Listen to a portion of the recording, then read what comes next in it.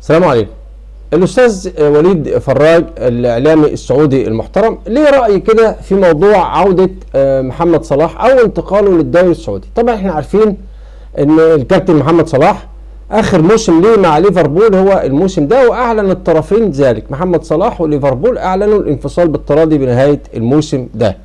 في طبعا أخبار كتير طلعت عن فنار بخشة مقدم عقد ب 52 مليون دولار، وطبعا داخل في الصفقة بعض التقارير بتقول اتلتيكو مدريد، وفي تقارير صحفية عن بعض الأندية الألمانية.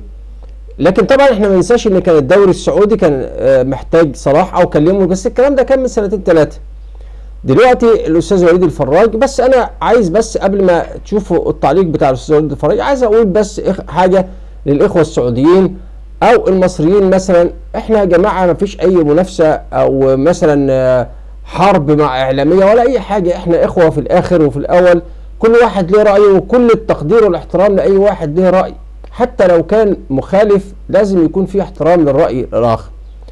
فكون ان هو شايف راي معين ده لا يعيبه اطلاقا، ولا يسمح ان اي حد يتهجم عليه، ولو شخص مصري شايف راي مخالف برضه كل الاحترام والتقدير للإخوة سواء كان مصري أو سعودي. احنا في النهاية أبناء عروبة وأبناء دين واحد وبالطبع وطن واحد. الأستاذ وليد الفراج زي ما هتشوفوا دلوقتي في التعليق شايف ان الكابتن محمد صلاح الأفضل ليه ان هو يستمر في أي مكان في أوروبا، لأن الدوري السعودي على حسب كلام الأستاذ وليد الفراج لم يعد مناسب لمحمد صلاح، أو محمد صلاح لم يعد مناسبا للدوري السعودي. تعال نشوف كده.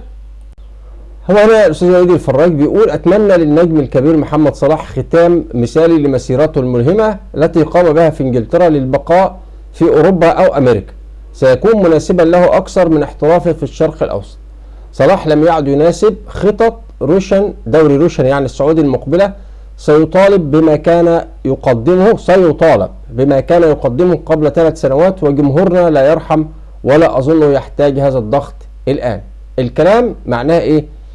طبعا في منافسة برضو قوية وجماهيرية موجودة في الدوري السعودي، وهو عايز يقول ان الكابتن محمد صلاح مثلا مش هيقدر يؤدي الاداء اللي كان بيقدمه من 3 سنوات لما كان جاي له عروض من الاندية السعودية زي الهلال والاتحاد، وكان في عروض جدية وكان في منافسة، وقتها الكابتن محمد صلاح فضل الاستمرار في اوروبا.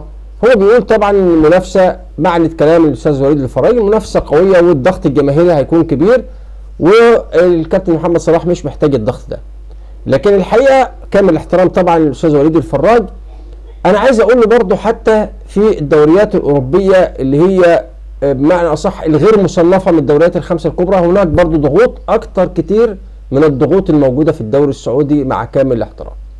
يعني مثلا لو شلنا مثلا اسبانيا وانجلترا والمانيا وفرنسا واسبانيا الدوريات ال5 الكبرى، حتى لو راح اي دوري، طبعا كمان حتى احنا ما اتكلمناش عن الدوري الايطالي، حتى لو راح نادي في الدوري الايطالي، حتى لو راح نادي في الدوري البلجيكي، برضه هناك اللي هو مثلا مش مصنف من الدوريات ال5 الكبرى، هناك برضه ضغوط جماهيريه. مش هكلمك مثلا اقول لك الدوري الامريكي كمان، عشان مثلا كرة القدم ليست اللعبة الشعبية الاولى في الولايات المتحدة، وان كانت الان اصبحت لها جماهيرية كبيرة جدا، ولكن مثلا حتى الدوريات في اي دولة اوروبية هتكون دوريات فيها ضغوط كتير اكتر ومنافسة اكتر كتير، مع كامل الاحترام من الدوري السعودي. يعني مع كامل الاحترام طبعا النجوم الكبار اللي راحوا الدوري السعودي انا من وجهة نظري اصبحوا غير معروفين او منسيين عالميا وخارج الصحف العالمية او اهتمامات الصحف العالمية بالرياضة. يعني اذا كان مثلا حد يقارن لي وضع فيرمينيو لما كان في ليفربول ووجوده دلوقتي في الدوري السعودي، حد يقارن وضع ساديو ماني لما كان في الدوري الانجليزي او ليفربول ووجوده دلوقتي في الدوري السعودي، حد يقارن؟ والامثله كتير، مش هقول لك كريستيانو رونالدو مع كامل الاحترام طبعا نجم عالمي راح الدوري السعودي بعد ما عمل مسيره مش ممكن حد يعمل زيها، باستثناء طبعا ليونيل ميسي. حتى ليونيل ميسي لما راح الدوري الامريكي ما بقاش برضه بياخد الحيز الكبير من الاهتمام زي ما كان موجود في برشلونة، لان محدش هيقارن دوري ابطال اوروبا بالدوري الامريكي مع كامل الاحترام. هي الموضوع في التعاقدات. لو راح حتى اي نادي من انديه الوسط، حتى مع كامل الاحترام في الدوري التركي، حتى لو راح الدوري التركي فيه ضغط كبير ومنافسه قويه جدا اكتر من الدوري السعودي. يبقى موضوع الضغط ده انا اظنه لا اتفق معاه مع الكابتن وليد او الاستاذ وليد الفراج في موضوع الضغط ده، ثم ان محمد صلاح لاعب كبير جدا، ولو قدم نص مستواه فقط هيكون نجم كبير جدا في الدوري السعودي، حتى لو بنص مستواه يكفي وجوده في الملعب. في لعيبه كتير موجوده في الدوري السعودي حاليا ما بيقدموش يمكن ربع اللي بيقدمه محمد صلاح، وهم نجوم والجماهير بتشيلهم على الاعناق مجرد ما يعمل لمسه او كده او بتاع او حاجه زي كده يعني.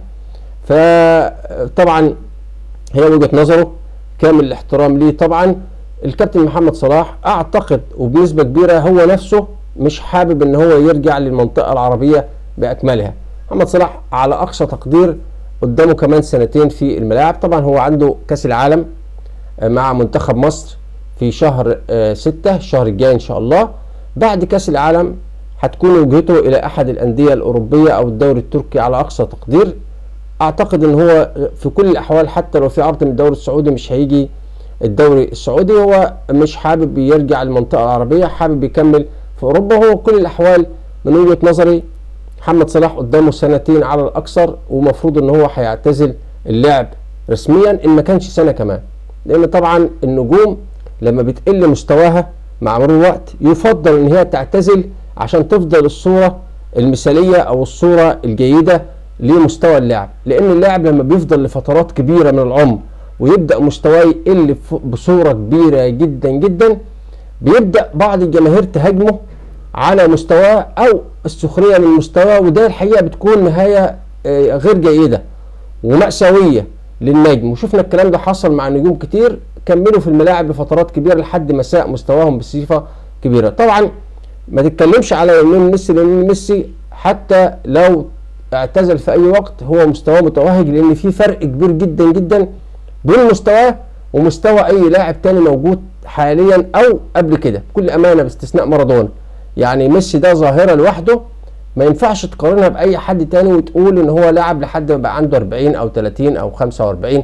لا، ميسي طبعا لمسته في الكوره لوحدها بتقلب اي مباراه. كل احترام وتقدير للاستاذ وليد الفراج وللجماهير السعوديه وللدوري السعودي، وكل التوفيق لمحمد صلاح ابننا في اي مكان يختاره. احنا في كل الاحوال هنشجعه حتى لو كانت انتقل لاي دوري اوروبي او دوري محلي، احنا بنشجعه لحد ما يختار قراره بنفسه ان هو يعتزل.